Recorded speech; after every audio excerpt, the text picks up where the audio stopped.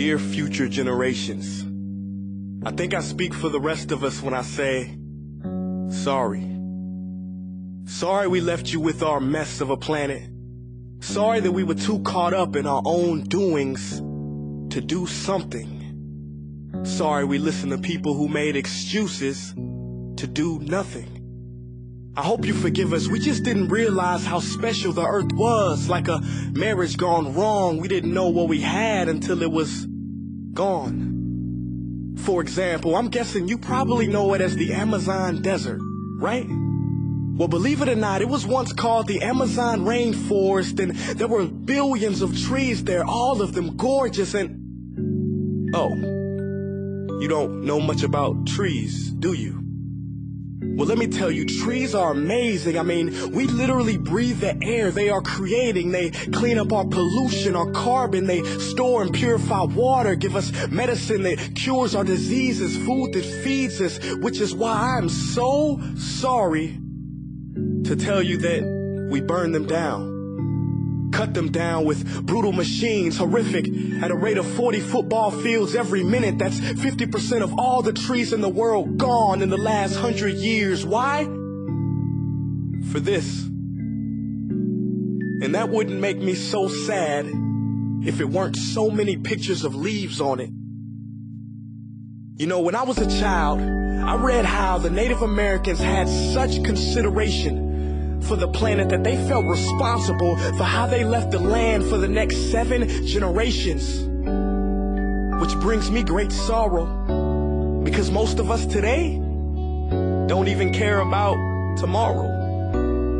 So I'm sorry. I'm sorry that we put profit above people, greed above need, the rule of gold above the golden rule. I'm sorry we use nature as a credit card with no spending limit, overdrafting animals to extinction, stealing your chance to ever see their uniqueness or become friends with them. Sorry we poison the ocean so much that you can't even swim in them. But most of all, I'm sorry about our mindset, 'cause we had the nerve to call this destruction progress. Hey Fox News, if you don't think climate change is a threat, I dare you to interview the thousands of homeless people in Bangladesh. See, while you were in your penthouse nestled, their homes were literally washed away beneath their feet due to rising sea levels. And Sarah Palin, you said that you love the smell of fossil fuels. Well, I urge you to talk to the kids of Beijing who are forced to wear pollution masks just to go to school.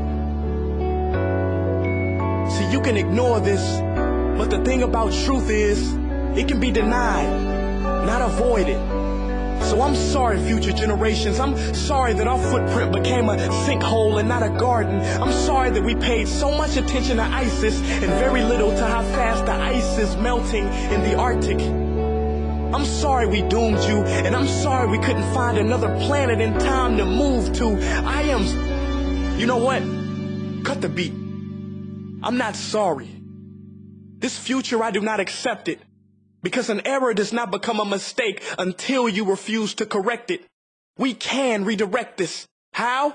Let me suggest that if a farmer sees a tree that is unhealthy, they don't look at the branches to diagnose it, they look at the root. So like that farmer, we must look at the root, and not to the branches of government, not to the politicians run by corporations. We are the root, we are the foundation. This generation, it is up to us to take care of this planet. It is our only home. We must globally warm our hearts and change the climate of our souls and realize that we are not apart from nature, we are a part of nature. And to betray nature is to betray us. To save nature is to save us. Because whatever you're fighting for, racism or poverty, feminism, gay rights, or any type of equality, it won't matter in the least.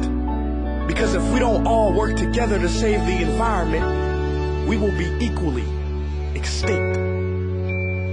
Sorry.